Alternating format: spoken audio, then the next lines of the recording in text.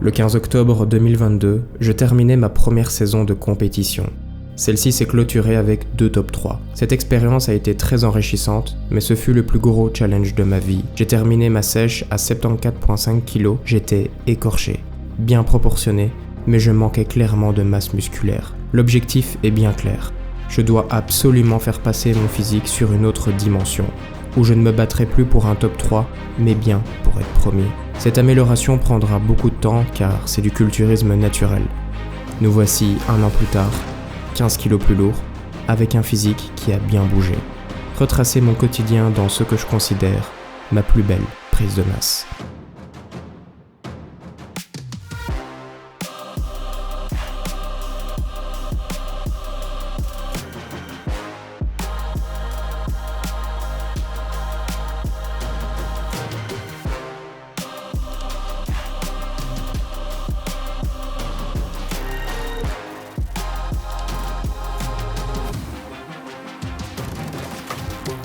Et voilà, c'est parti pour mon petit déjeuner calorique. J'ai juste enlevé un petit peu de lipides puisque je m'entraîne dans quasi 1 heure, donc j'ai envie que ça se digère le plus vite possible.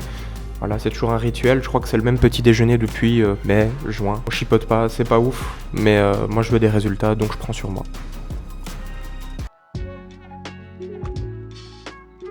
J'aimerais vous parler de mon premier objectif de cette off-season qui est atteint. 90 kg, 90 kg.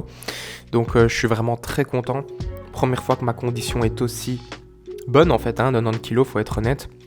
J'ai toujours une veine dans le biceps gauche, j'ai la taille plutôt fine, il y a une bonne démarcation au niveau des abdominaux. Donc vraiment je suis très très content et donc ça veut dire que si je veux sécher, je sais que mon physique sera déjà amélioré parce que j'ai des critères de référence à 90 kg et c'est la 4e fois que j'atteins 90 kg. Chaque fois je retiens quels ont été mes critères. Donc par exemple je pense que la première fois j'étais vraiment mais grassouillet, il n'y avait plus aucune définition, je partais pas en V au niveau du dos, même de face, et chaque fois que voilà, progressivement, au fur et à mesure de mes prises de masse, on voit que mes lignes s'accentuent, je deviens de plus en plus en X, malgré que mon poids monte. Donc ça, c'est synonyme de prise de muscle, bien évidemment. Et voilà, mes calories sont englouties pour le petit déjeuner. Je prendrai aussi un petit café dans 30 minutes, histoire que ça fasse bien fait pour l'entraînement. Séance haut du corps, voilà, j'ai dû un petit peu remodifier ma routine ces 2 dernières semaines, puisque je ne pouvais m'entraîner que 4 fois. Donc automatiquement je condense mes séances et je fais un half body.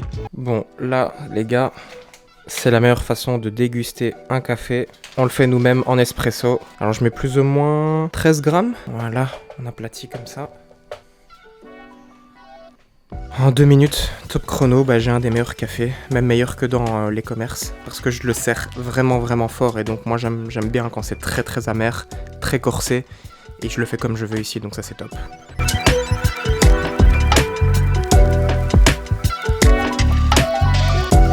Voilà, petit shot d'espresso, j'ai plus ou moins 14 grammes de café, donc faites vos calculs. À mon avis, je crois que la règle c'est 1 gramme de café, 13 mg de caféine, je suis pas sûr.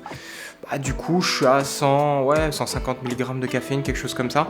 Mais j'ai l'impression que non, j'ai l'impression que ces calculs sont pas vrais parce que quand je bois un Monster, je sens que l'effet est différent par rapport à quand je prends mon petit espresso ici de 13 grammes de café. Donc à mon avis, c'est certainement moins. Certainement moins, mais en tout cas le goût, imbattable. Imbattable. Là, c'est plaisir et performance dans une seule tasse. On s'est caféiné, on a bien déjeuné, on s'est bien hydraté, c'est parti pour l'entraînement haut du corps A. Let's go!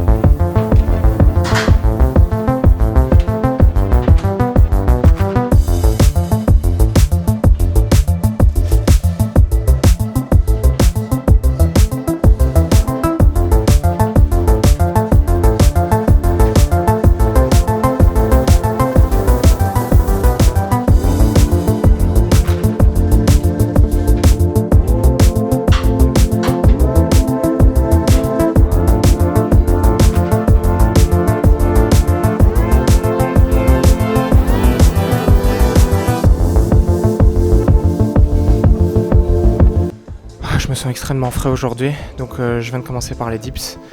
2 séries seulement, proches de l'échec. J'ai vraiment bien progressé. Une série, j'ai monté d'une rep, et la deuxième série, j'ai monté en poids et j'ai perdu une rep.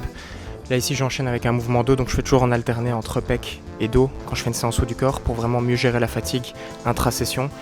Et donc en fait permet d'avoir une plus grande tension mécanique sur la séance. Effectivement, généralement j'aurai un petit peu moins de pump, mais bon, le facteur d'hypertrophie le plus important, vous savez c'est lequel? C'est la tension mécanique.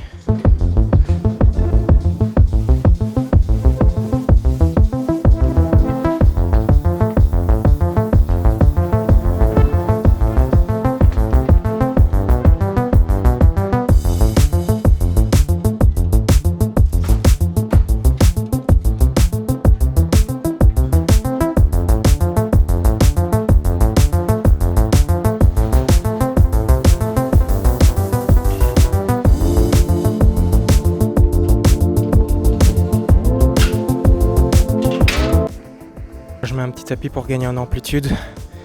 Franchement, il y a pas mal de machines où vous pouvez faire ça. Vous voyez que vous manquez un petit peu de stretch. Vous pouvez même le ressentir au niveau du pec, qui manque ce petit stretch en excentrique.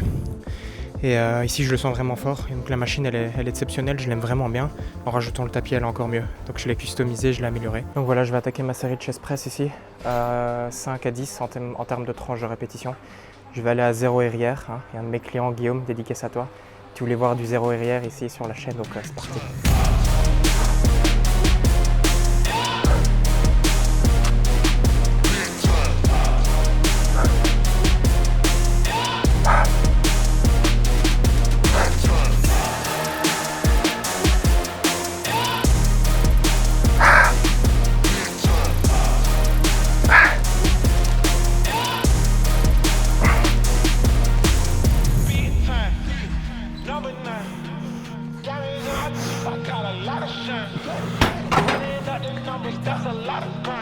Ah, 10,5. Donc j'ai battu de 0,5 reps. Le problème c'est qu'en fait je cale au niveau de la contraction. J'ai encore du jeu en excentrique, en étirement et puis après en contraction je suis complètement fumé. Donc 10,5, on va compter ça comme 10,5.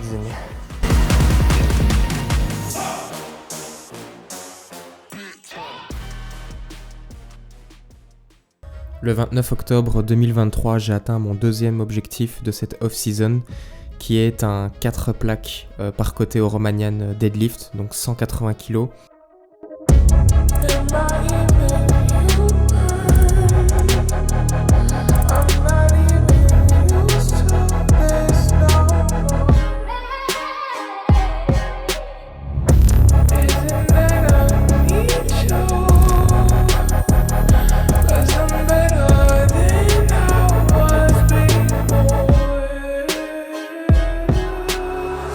C'est le fruit de plusieurs années de travail en faisant de la micro-progression, donc en rajoutant 2,5 kg chaque semaine et en maintenant une technique constante. Le physique bouge extrêmement bien.